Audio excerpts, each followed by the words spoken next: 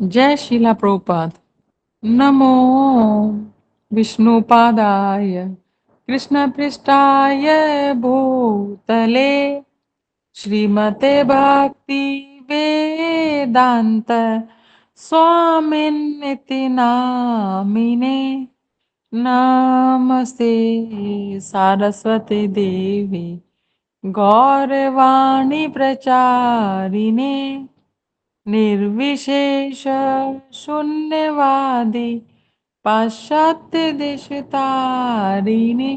जय श्री कृष्ण चैतन्य प्रभु नित्यानंदा श्री अद्वैत गदाधर श्रीवासादि गौर भक्ति वृंदा। हरे कृष्णा कृष्णा कृष्णा हरे हरे हरे राम राम राम हरे हरे। हरे कृष्णा कृष्णा कृष्णा हरे हरे हरे राम राम राम हरे हरे। हरे कृष्णा कृष्णा कृष्णा हरे हरे हरे राम राम राम हरे हरे। जय शिला प्रभुपाद। जय शिला प्रभुपाद। शिला प्रभुपाद की जय। We are reading Shri Ishopanishad mantra 1। ईशावस्यम इदम सर्वम यत् किंच जगत्याम जगत तेन त्यक्तेन भुंजिथा मा गृदः कस्य स्विद्धनम। Everything animate or inanimate that is within the universe is controlled and owned by the Lord. One should therefore accept only those things necessary for himself, which are set aside as his quota, and one should not accept other things knowing well to whom they belong. इस ब्रह्मांड के भीतर प्रत्येक जड़ अथवा चेतन वस्तु भगवान द्वारा नियंत्रित है और उन्हीं की संपत्ति है। अतः मनुष्य को चाहिए कि अपने लिए केवल उन्हीं वस्तुओं को स्वीकार करे जो भाग के रूप में उसके लिए नियत कर दी गई हैं। मनुष्य को यह भली भांति जानते हुए कि अन्य वस्तुएं किसकी है उन्हें स्वीकार नहीं करना चाहिए। तो इसका ये जो तात्पर्य है, ये हम बस लास्ट के 2 पैराग्राफ रीड करने हैं, इसको आज हम क्लोज करेंगे। ठीक है, जो हमारा लास्ट डिस्कशन थी वो यहाँ पर क्लोज हुई थी कि ये जो ह्यूमन लाइफ है ना, ये एक रिस्पॉन्सिबिलिटी की लाइफ है। ठीक है, हम जानवरों की तरह नहीं रह सकते धर्म से हीन होकर के। तो ये जो सारे शास्त्र हैं ये मनुष्यों के लिए बने हैं और उन्हें जानना, उन्हें जीवन में पालन करना ये मनुष्य की, ये हमारी जिम्मेदारी है। ठीक है ना। और हमने डिटेल में वेजिटेरियनिज्म के ऊपर बात की थी लास्ट टाइम। अब ये जब जानवरों की योनि तो भोग योनि होती है तो उनको पाप नहीं लगता है।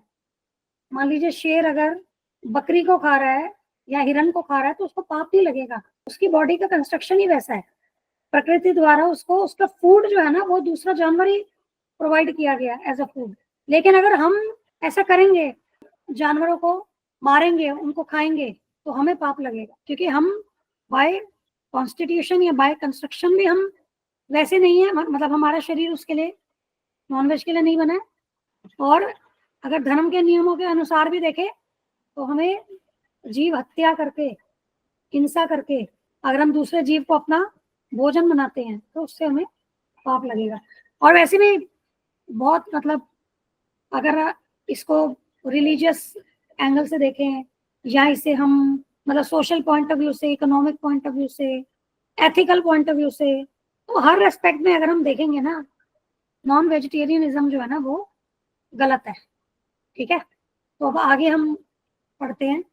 It is wrong, however, to think that simply by becoming a vegetarian one can avoid transgressing the laws of nature.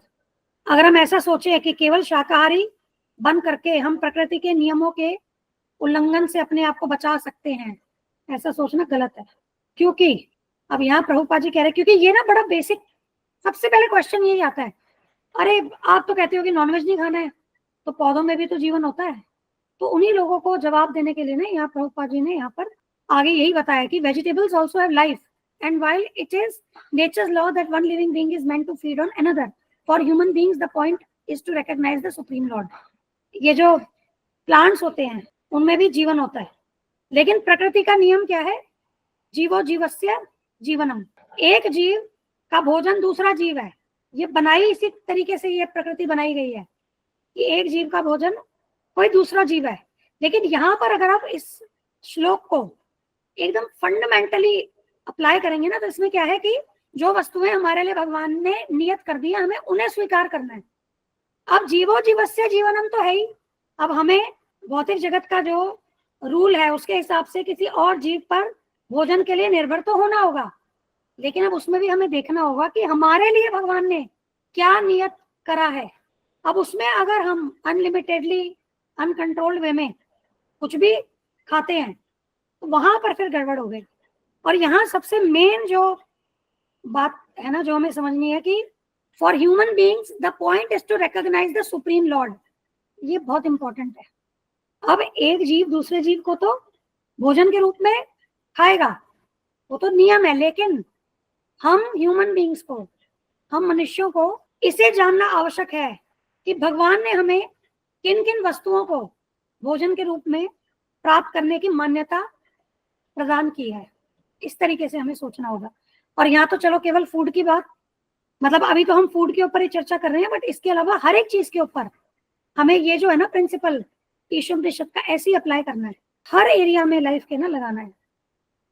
ये अच्छे से समझते हुए कि सब कुछ संसाधन जो है ना वो भगवान के हैं, तो प्रकृति के नियम को ब्रेक नहीं करना है।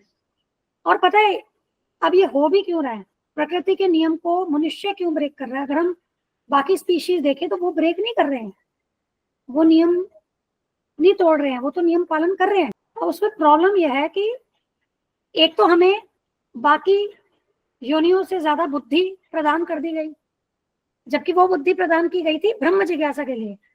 ठीक है, अब हम क्या कर रहे हैं, जो बुद्धि का वो पर्पस है, उस पर्पस को ना करके हम अपनी बुद्धि को पापपूर्ण कार्यों में लगा रहे हैं। इसीलिए देखिए, अब जानवर किसी दूसरे जानवर को खाता है तो वो पकाता थोड़ी ना है। अगर हम भी नेचुरली बाय कॉन्स्टिट्यूशन मांसाहारी होते तो हम खुद ही हंट करके, मतलब दूसरे जानवरों को शिकार करके खाते, क्योंकि प्राकृतिक रूप से जो मांसाहारी है वो तो ऐसे ही करते हैं, वो तो शिकार करके खाते हैं और कच्चा खाते हैं।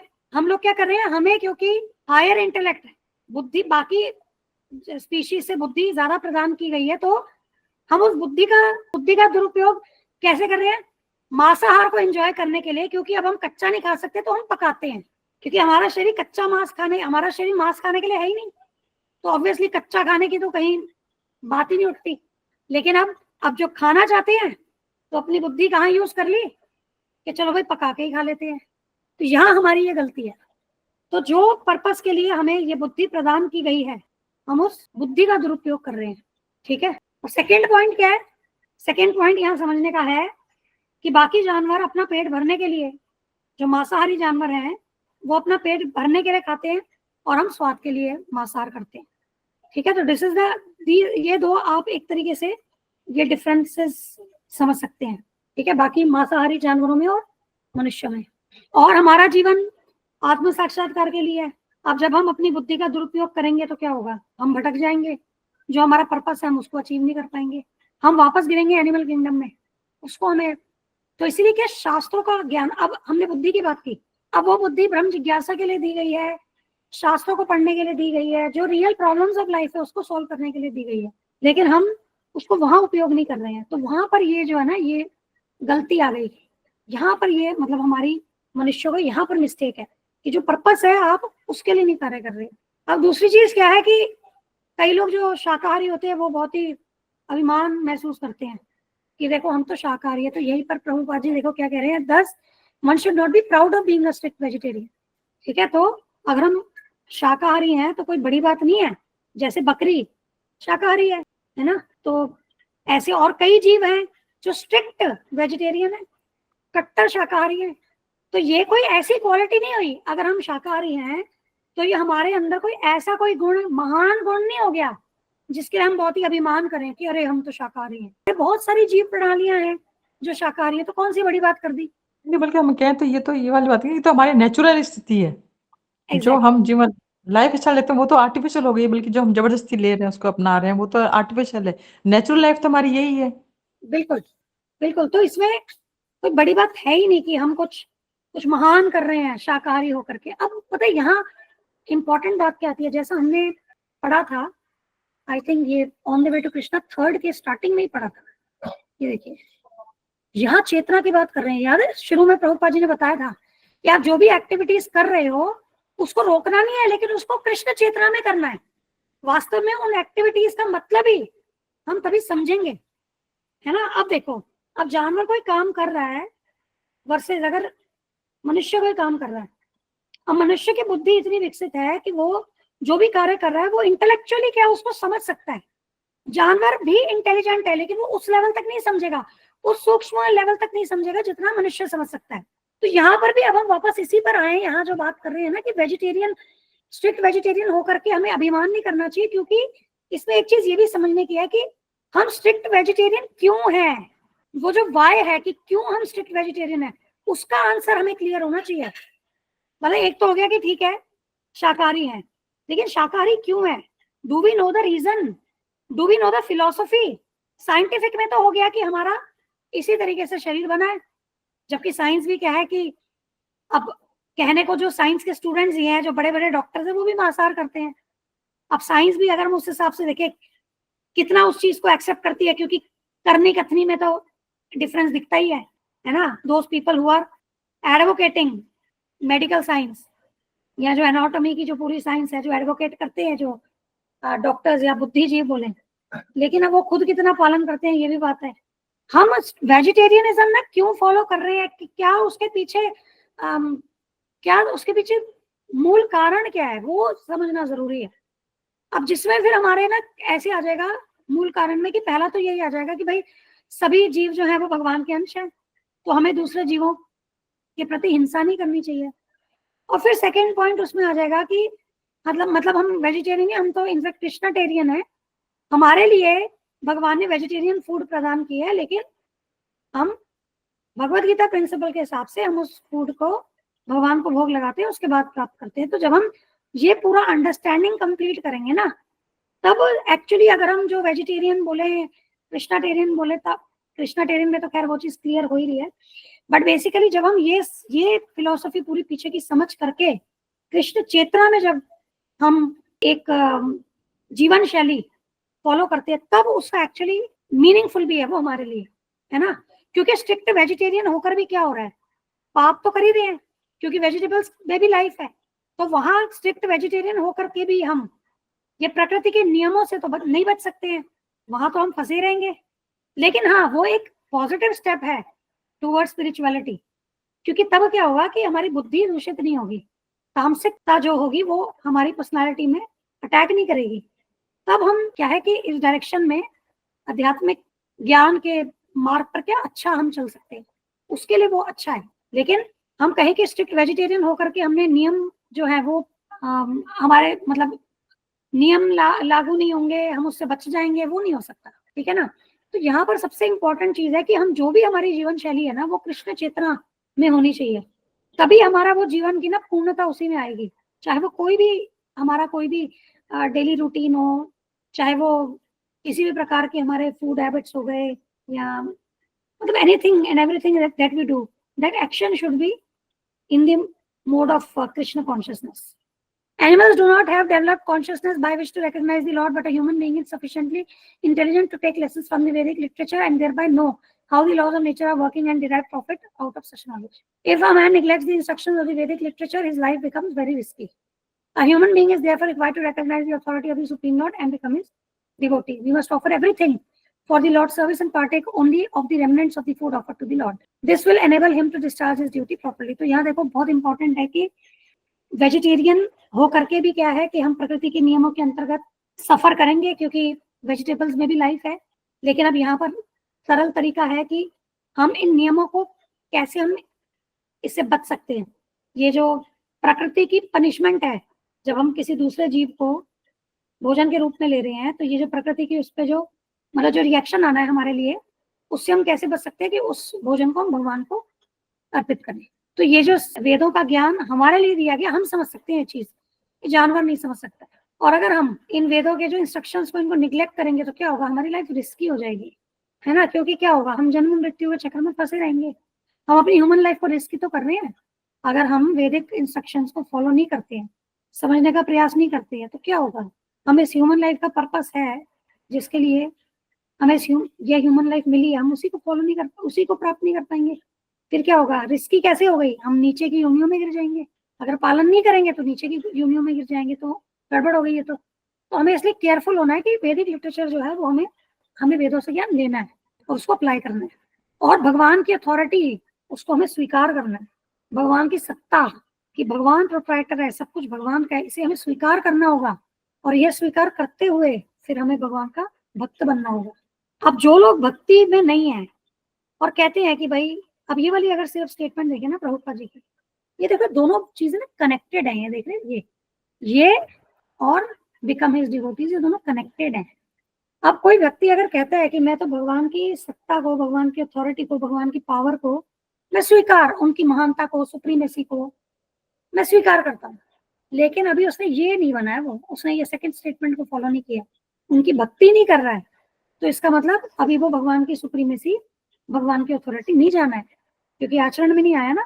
आज जब हमें ये पता चल जाएगा कि भाई सब कुछ इन्हीं का है, तो हम ऑटोमेटिकली उनके भक्त बनना स्वीकार करेंगे, उनका दासत्व स्वीकार करेंगे। लेकिन कहने को तो हम कह रहे हैं, लेकिन यहाँ हम कहने को कह रहे हैं कि भाई हम तो भगवान की अथॉरिटी को स्वीकार करते हैं, लेकिन भक्त नहीं है, तो फिर क्या स्वीकार किया हमने। ये दोनों चीजें कनेक्टेड है। Bhagavad Gita 9.26, in the Bhagavad Gita 9.26, the Lord directly states that he accepts vegetarian food from the hands of a pure devotee. Therefore, a human being should not only become a vegetarian, but should also become a devotee of the Lord, offer the Lord all his food, and then partake of such prasadam or the mercy of the Lord. यह पत्रम पुष्पम फलम तोयम यो मे भक्त्या प्रयच्छति तद अहम भक्ति उपहृतम अश्नामि प्रयतात्मनः। क्या कह रहे हैं भगवान, if one offers me with love and devotion a leaf, a flower, a fruit or water, I will accept. तो यहाँ पर क्यों प्रभुपाद जी लिख रहे हैं, ये देख रहे हैं यहाँ उन्होंने क्या लिखा है कि भगवान यहाँ कह रहे हैं कि मैं वेजिटेरियन फूड एक्सेप्ट करता हूँ शुद्ध भक्त के हाथ से। ये देखिए, क्योंकि यहाँ क्या है, if one who offers me with love and devotion. अब लव और डिवोशन से कौन ऑफर करेगा भगवान को, जो शुद्ध भक्त होगा वही तो करेगा ना, है ना। और जो यहाँ पर एग्जाम्पल्स दिए हैं, पत्ता, पुष्प, फल, जल, तो यहाँ नॉनवेज की बात नहीं हो रही है, ठीक है। तो इसीलिए इस तरीके से प्रभुपाद जी ने यहाँ बताया। तो इसका मतलब क्या है कि केवल वेजिटेरियन नहीं, हमें इसके आगे एक स्टेप और जाना है, हमें साथ में भगवान श्री कृष्ण का भक्त बनना है। और ये जो वेजिटेरियन फूड है उसे भगवान को ऑफर करना है, फिर भगवान की कृपा के रूप में। प्रसाद क्या होता है, भगवान की कृपा, तो भगवान की कृपा के रूप में उसे हमें स्वीकार करना है। और only those who act in this way can properly discharge the duties of human life. तो ये जो मनुष्य जीवन का कर्तव्य है उसको हम भली भांति तभी पालन कर पाएंगे जब हम इस प्रकार से आचरण करें। Those who do not offer their food to the Lord eat nothing but sin and subject themselves to various types of distress which are results of sin. तो यहाँ भगवद गीता 3.13 का रेफरेंस देख करके प्रभुपाद जी बता रहे हैं कि अगर हम भगवान को भोग नहीं लगाते हैं, the devotees of the Lord are released from all kinds of sin because they eat food which is offered first for sacrifice. Others who prepare food for personal friends enjoyment verily eat only sin. तो यह बता रहे हैं कि भगवान के भक्त कृष्ण प्रसाद ग्रहण करते हैं, जो कि पहले भगवान श्री कृष्ण को ऑफर होता है और प्रसाद रूप में उस भोजन को भक्त ग्रहण करते हैं और इसीलिए वे पापों से मुक्त हो जाते हैं। लेकिन यदि कोई भोजन अपने इंजॉयमेंट के लिए, मजे के लिए बना रहा है और उसको खा रहा है, खा ही रहा है क्योंकि पाप तो रानी है, उसने भगवान को तो ऑफर किया नहीं, तो वो पाप ही खा रहा है, ठीक है। तो देखिए कितना क्लियर यहाँ बता रखा है। अगर ये दोनों श्लोक जो है ना 9.26 और 3.13 इसको समझे, कितना क्लियरली कृष्णा यहाँ बता रहे हैं।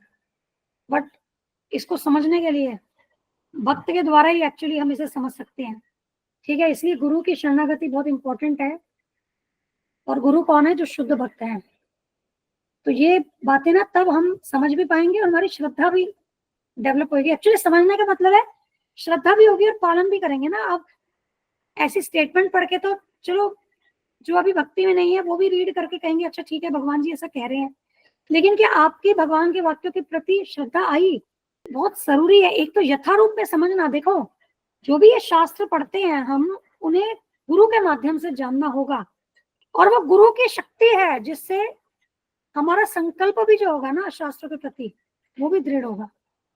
वो गुरु की वचनों की शक्ति है, उनकी कृपा की शक्ति है, जिससे कि हम इन वचनों को गहराई से जान करके उनके प्रति श्रद्धा रख करके और अपने जीवन में लगा सकते हैं। तो इसीलिए ना, क्योंकि देखो अगर हम वैसे बात करें ना साइंटिफिकली, हम एनर्जी लेवल्स की अगर बात करें तो कुछ चीजें बड़ी बेसिक एनर्जी लेवल की होती है, कुछ बहुत हाई एनर्जी लेवल की होती है, ऐसे कहा जाता है ना, और आप एक्सपीरियंस भी करते होंगे। अब यहाँ पर ये तो सीधे स्पिरिचुअल एनर्जी की बात हो रही है यहाँ पर, तो क्योंकि ये तो भगवान शास्त्र क्या भगवान की वाणी है। तो ये क्या है, ये जो नॉलेज है इससे हायर कुछ भी नहीं है। हमारा एनर्जी लेवल क्या है, क्या इतना हाई है कि हम इसको समझ सके? लेकिन भगवान के शुद्ध भक्त, उन्हें भगवान शक्ति प्रदान करते हैं। तभी कहते हैं ना गुरु को भी शक्त्यावेश अवतार। गुरु जो होते हैं वे भगवान के शक्त्यावेश अवतार होते हैं। तो उनका जो एनर्जी लेवल है ना वो हमें कृपा के रूप में, वो हमें उनकी कृपा के रूप में प्राप्त होता है, जिससे कि हम हायर एनर्जी वाले ये टॉपिक्स को समझ सकें। नहीं तो हम नहीं समझ सकते माता जी, कुछ नहीं समझ सकते। रीडिंग करके भी देखोगे, देखो अगर जब हमने प्रभुपाद जी से और गुरु जी से इस ज्ञान को जानना शुरू किया, उसके पहले की अगर हम बात करें, इससे संबंधित भगवत गीता से संबंधित हो सकता है हमने पहले कभी कुछ स्टेटमेंट्स पढ़ी भी हो, लेकिन क्या उस पर मनन कर पाए, विचार कर पाए, समझ पाए? वो हायर है हमारे लेवल पे। अगर हम देखें तो हमारे लेवल से बाहर है उसको समझना, लेकिन वो कठिन भी नहीं है यदि हम गुरु के माध्यम से समझें। देखो ये शास्त्र सारे, क्योंकि ये विरोधाभास नहीं है इसमें, जो मैं कहना चाह रही हूँ कि ये सारे शास्त्र जो है वो मनुष्यों के लिए दिए गए हैं, लेकिन उसका भी तो कोई प्रोसेस है ना। जब हम प्रोसेस फॉलो नहीं करेंगे तो हम उनकी गहराई कैसे जान पाएंगे? बस ये कहने का मतलब। तो ऐसा नहीं हम कह सकते अरे ये तो एनर्जी हाई है या ये मुश्किल है, हम तो समझ नहीं सकते, हम हाथ पे हाथ धर करके बैठे हैं, ऐसा नहीं है। जब भगवान ने कहा है कि ये शास्त्र मनुष्य के लिए दिए हैं तो मतलब भगवान ने हमारे अंदर ही क्षमता दी है कि हम ये समझ सकें, लेकिन उसके साथ में प्रोसेस भी भगवान ने प्रदान किया है 4.34 में, तद्विधि प्रणिपातेन परिप्रश्नेन सेवया, है ना। तो भगवान की आप स्टेटमेंट जो है अधूरी स्वीकार नहीं करनी है। मतलब भगवान ने टोटलिटी में कंप्लीटली हमें बताया है कि ये शास्त्र हमारे लिए हैं, और इसके साथ में बताया ये गुरु के माध्यम से लेने हैं, तभी हम समझ पाएंगे, नहीं तो भ्रमित रहेंगे। तभी तो इतनी सारी फॉल्स कमेंट्रीज है भगवत गीता पे, इसलिए तो है। प्रामाणिक गुरु के माध्यम से नहीं लिया तो जैसा जो समझ में आया वो लिख दिया और बाकी लोगों को भी गुमराह कर दिया। तो वो जो फ्रीक्वेंसी लेवल है, एनर्जी लेवल है, जो भी कहें आप इसे, वो जो भगवान से कनेक्शन है कि भगवान क्या कह रहे हैं, उनकी वाणी से जो कनेक्शन है, वो उसके लिए हमें क्या है, उस कनेक्शन के लिए हमें गुरु का माध्यम चाहिए। यस माता जी, जैसे गुरु जी बताते हैं ना कि शब्दार्थ नहीं देखना, हमको भावार्थ देखना चाहिए, और भावार्थ में हमें गुरु से तो प्राप्त होगा, गुरु जी तो हमें समझाएंगे। एग्जैक्टली। जो प्रमाणिक गुरु वही तो हमें इनका भावार्थ समझा सकते हैं। हाँ। इसलिए अब द रूट ऑफ, आगे पढ़ लेते हैं, बस थोड़ा सा ही है। The root of sin is deliberate disobedience to the laws of nature through disregarding the proprietorship of the Lord. तो अगर हम भगवान के स्वामित्व को स्वीकार नहीं करते हैं और प्रकृति के नियमों को जानबूझकर तोड़ते हैं, उल्लंघन करते हैं, डेलिबरेट लिखा है यहाँ, ठीक है। अगर हम जानबूझ करके उल्लंघन करते हैं तो यही हमारे पाप का मूल बीज है या जड़ है, यही पाप की जड़ है, ठीक है। तो बेसिकली क्या हो गया, जो व्यक्ति भगवान के स्वामित्व को स्वीकार नहीं कर रहा, प्रकृति के नियमों को उल्लंघन कर रहा है, मतलब वो अपने आप को भगवान से भी ऊंचा समझ रहा है, प्रकृति के नियमों से भी ऊंचा समझ रहा है ना। यही सोच जो है, यही तो पाप पूर्ण है। अब इस सोच के अनुसार चलेंगे तो पाप करते चले जाएंगे, क्योंकि अल्टीमेटली वो बीज तो हमारे थॉट में आएगा। है ना, फिर उसको वो एक्शन में आएगा। तो इसका मूल क्या है? स्वयं को स्वामी समझना। और फिर एक्शन में क्या है? भगवान के स्वामित्व को भी स्वीकार नहीं करेंगे, क्योंकि हम तो खुद को समझ रहे हैं, हम तो स्वयं को स्वामी समझते हैं, भगवान के स्वामित्व को क्यों स्वीकार करें? और ये प्रकृति के नियम मेरे लिए थोड़ी ना है, ये प्रकृति तो मेरे इंजॉयमेंट के लिए बनी है। तो मूल क्या निकल के आएगा? जब हम स्वयं को भोक्ता मान रहे हैं, स्वयं को स्वामी मान रहे हैं, तो सारे जो फसाद है ना, सारे पाप है, सबका जड़ यही है कि हम स्वयं को समझते हैं कि भाई हम जो है, हम ही स्वामी है, हम ही भोक्ता है, हम ही भोक्ता है। ठीक है। Disobeying the laws of nature और the order of the Lord brings ruin to a human being. तो देखो यहाँ पर नियमों का उल्लंघन या भगवान के आदेशों का उल्लंघन, ये एक ही बात है। ये जो प्रकृति के नियम है, ये भगवान ने बनाए हैं, भगवान के द्वारा प्रदान किए गए हैं। तो यदि हम नियमों का उल्लंघन कर रहे हैं, तो हम भगवान का ही उल्लंघन कर रहे हैं, भगवान के आदेशों का ही उल्लंघन कर रहे हैं। और इससे क्या होगा? हमारा विनाश हो जाएगा। और हम देख ही रहे हैं, अगर हम प्रकृति के नियमों का उल्लंघन करते हैं, तो हमारा जो पर्पस ऑफ लाइफ है, हम उसको भी अचीव नहीं कर पाएंगे। बेसिकली सबसे बड़ा नाश तो क्या है? सबसे बड़ा विनाश तो क्या है? यही है, मनुष्य जीवन मिला, प्राण त्याग दिए, कुछ नहीं किया, फिर पता चला पशु योनि में चले गए, या फिर वेटिंग पीरियड में आ गए, अगला जन्म कब मिलेगा पता नहीं। कुछ भी हो सकता है मृत्यु के बाद। तो किसी लोगों को इमीडिएटली जन्म मिल जाता है, किसी लोगों को वेट करनी पड़ती है। तो बेसिकली जो हमारा पर्पस था, जब हमने अपनी लाइफ का उस पर्पस को अचीव नहीं किया, तो वो विनाशी है। तो वो बेसिकली सबसे बड़ा विनाश वही है, ऐसा समझे। Conversely, one who is sober, who knows the laws of nature and who is not influenced by unnecessary attachment or aversion, is sure to be recognized by the Lord and thus become eligible to go back to Godhead, back to the eternal home. अब इसके विपरीत जो व्यक्ति सौम्य है और प्रकृति के नियमों को जानता है और वो राग द्वेष से प्रभावित नहीं है, तो वह भगवान के धाम जाने का अधिकारी हो जाता है। तो यहाँ पर सौबर के ऊपर ना, आई थिंक और इलेबोरेट करना पड़ेगा।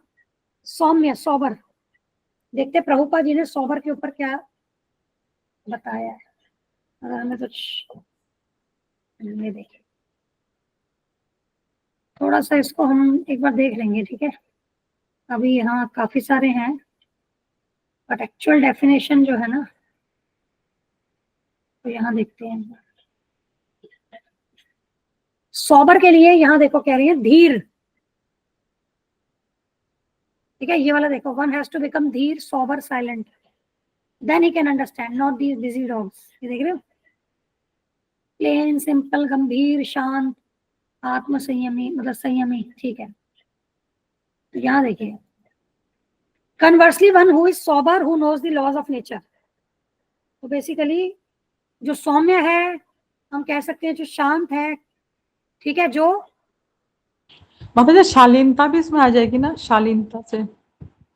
शालीनता क्या होता है? मतलब शालीनता, अच्छे से बिहेव करना, शालीनता, सभ्य तरीके से, जेंटलमैन वाली बात, सभ्यता। डेफिनेटली वो इसी में आई, नम्रता और शालीन होना, बिल्कुल।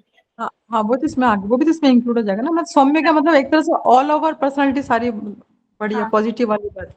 हाँ, एग्जैक्टली। तो यहाँ पर जो व्यक्ति सोबर है, जो सौम्य है, शालीन है, धीर है, कूल माइंडेड है, कूल हेडेड है, उत्तेजित नहीं हो रहा है, शांत है ना।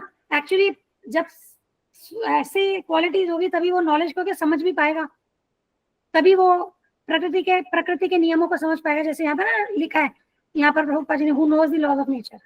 तो प्रकृति के नियमों को तो वो तभी समझ पाएगा, और फिर वो राग द्वेष से प्रभावित नहीं होगा वो व्यक्ति। और वही जो है ना, वो तभी उसी को भगवान रिकॉग्नाइज करते हैं और उसको वापस भगवत धाम जाने के लिए अधिकारी मानते हैं, ठीक है ना। बट सोबर के ऊपर ना हम, और मैं लिख देती हूँ, नोट कर लेती हूँ, इसके ऊपर हम कभी ना और डिटेल में कोशिश करेंगे इसको समझने का, कि कौन से अलग अलग कॉन्टेक्स्ट में ना ये वर्ड प्रभुपाद जी ने यूज किया है, ठीक है ना। जैसे धीर के लिए भी किया है, सिंपल, जेंटल के लिए भी, पीसफुल पर्सन मतलब काम, इसके लिए भी किया है। तो ऐसे एक बार हम और भी देख लेंगे कि और कौन से एडजेक्टिव्स और हैं इससे रिलेटेड। इसी शब्द से रिलेटेड जो प्रभुपाद जी ने यूज किए हैं स्पेसिफिकली सोबर की मीनिंग बताने के लिए, वो एक बार हम देख लेंगे, ठीक है, और क्लियर हो जाएगा। तो हमें अब ये इस पर भी अगर हम चर्चा करें अटैचमेंट और अवर्जन तो बहुत लंबा हो जाएगा, बट बेसिकली हमें ये समझना है कि सोबर व्यक्ति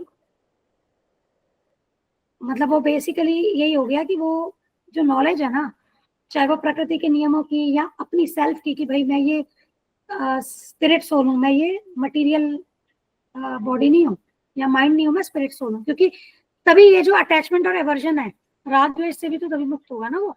तो उसको ज्ञान है, उसको आध्यात्मिक ज्ञान के स्तर पर है ऐसा व्यक्ति, ठीक है ना। और यही समझना है कि वो भक्ति हो सकता है ना, एक भक्त में ये गुण हो सकता है, और तभी भक्त जो है वो फिर भगवत धाम जाने के काबिल होता है ऐसे, ठीक है। तो ये हमारा वर्ड्स आज कंप्लीट हो गया ये वाला। अब कोई क्वेश्चन है तो बताइए, और नेक्स्ट टाइम फिर हम जो करेंगे ना वो 10.8, यहाँ देखो ये सब हो गया हमारा, ये 10.8 करेंगे, ठीक है। अहम सर्वस्य प्रभावो मत्तः सर्वं प्रवर्तते, इसको करेंगे। अब कोई क्वेश्चन हो तो बताइए, otherwise we close the session. No questions. माता जी कुछ ऐड करना है आपने? नहीं माता जी, परफेक्ट। भूमिका बेटा आपको कुछ कहना है? नो माता जी। ठीक है, चलिए फिर क्लोज करते हैं। हरे कृष्णा, धन्यवाद, प्रणाम, जय श्री प्रभुपाद। हरे कृष्ण माता जी, दंड प्रणाम, जय श्री प्रभुपाद। थैंक यू माता जी। हरे कृष्ण माता जी, धन्यवाद, प्रणाम, जय श्री प्रभुपाद। थैंक यू, हरि बोल, हरि बोल।